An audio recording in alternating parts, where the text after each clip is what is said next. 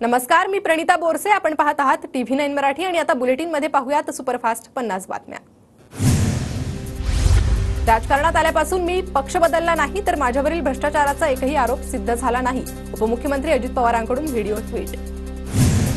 अजितदादांवर मोदी फडणवीसांकडून भ्रष्टाचाराचे आरोप, त्यावर भाजपने उत्तर दिलं पाहिजे. सुप्रिया सुळेंची प्रतिक्रिया. अजितदादांवर मोदी फडणवीसांकडून भ्रष्टाचाराचे आरोप. टीम इंडिया मायदेशी दाखल. स्वागतासाठी दिल्ली विमानतळावर चाहत्यांची मोठी गर्दी. विश्वचषकाच्या रोमहर्षक विजयानंतर देशभरात जल्लोषाचं वातावरण.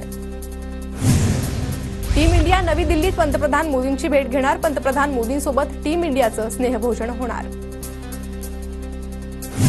भारतीय क्रिकेट संघाची आज मुंबईत विजयी मिरवणूक. मरीन ड्राईव्ह परिसरात वाहतुकीत बदल. काही रस्ते बंद राहणार. मिरवणुकीत शांतता राखण्याचं पोलीस उपायुक्तांचं आवाहन.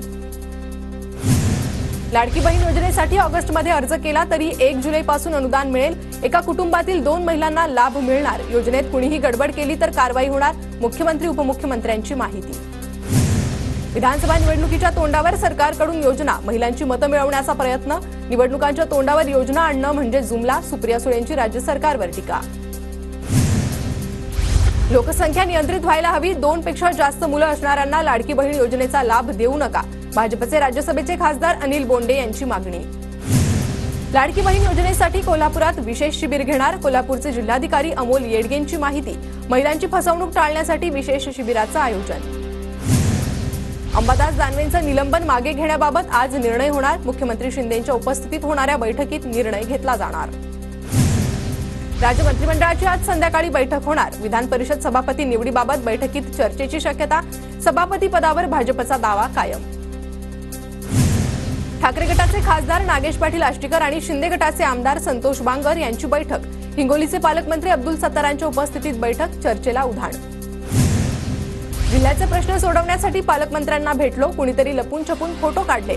खोडसाळपणा केला. नागेश आष्टीकर यांची भेटीवर प्रतिक्रिया. तर मी हिंगोलीचा पालकमंत्री, त्यामुळे खासदारांशी भेट झाली. अब्दुल सत्तारांचं वक्तव्य.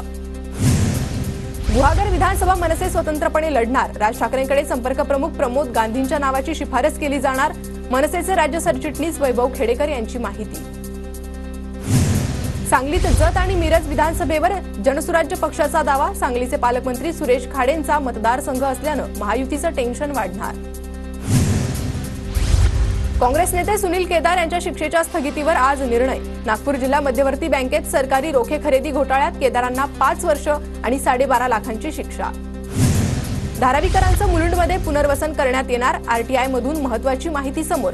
जानेवारीत पालिका आयुक्त भूषण गगराणींनी प्रस्ताव दिल्याचं समोर.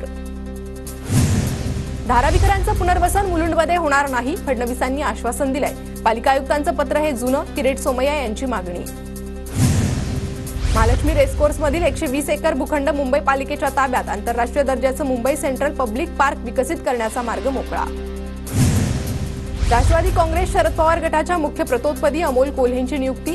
कोल्हे यांच्याकडून ट्विट करून माहिती. कोल्हेंनी शरद पवारांचे आभार मानले. राष्ट्रवादीच्या शरद पवार गटाकडून फौजिया खान यांची राज्यसभेत मुख्य प्रतोदपदी निवड. फौजिया खान परभणीच्या राज्यसभेच्या खासदार. धाराशिवच्या परंडा तालुक्यात शिवसेना सदस्य नोंदणी अभियानाला सुरुवात. माजी जिल्हा परिषद उपाध्यक्ष धनंजय सावंतांच्या हस्ते अभियानाची सुरुवात. परभणीच्या गंगाखेडमधून संत जनाबाईच्या पालखीचं पंढरपूरकडे प्रस्थान. टाळ मृदुंगाच्या गजरात पालखीची शहरात मिरवणूक. जळगावच्या चोपडा तालुक्यात वडती गावात वाजत गाजत काढण्यात आली वृक्षदिंडी. ग्रामपंचायत समितीचे कर्मचारी, जिल्हा परिषद शाळेच्या विद्यार्थ्यांचा सहभाग. शिक्षकांसह विद्यार्थ्यांकडून 2,500 रोपांची लागवड. पुण्याच्या भोर तालुका पत्रकार संघ आणि उपजिल्हा रुग्णालयातर्फे आषाढी वारीतील वारकऱ्यांना मोफत आरोग्य किटचं वाटप. आरोग्य किटमध्ये प्राथमिक उपचारासाठी लागणाऱ्या गोळ्या औषधांचा समावेश. अमरावतीतील वारकरी विठुरायाच्या भेटीसाठी सायकलनं निघाले. 11 भाविकांची अमरावती ते पंढरपूर सायकल वारी. आजारांचा प्रादुर्भाव रोखण्यासाठी महापालिका सज्ज. कोल्हापुरात मुसळधार पावसाची हजेरी. अनेक ठिकाणी पाणीही साचलं. राज्यातील धरणांमध्ये 21.84% पाणीसाठा शिल्लक. पवना धरणाच्या पाणी पातळीत वाढ होण्यास सुरुवात, पावसामुळे पाणी पातळीत काही प्रमाणात वाढ.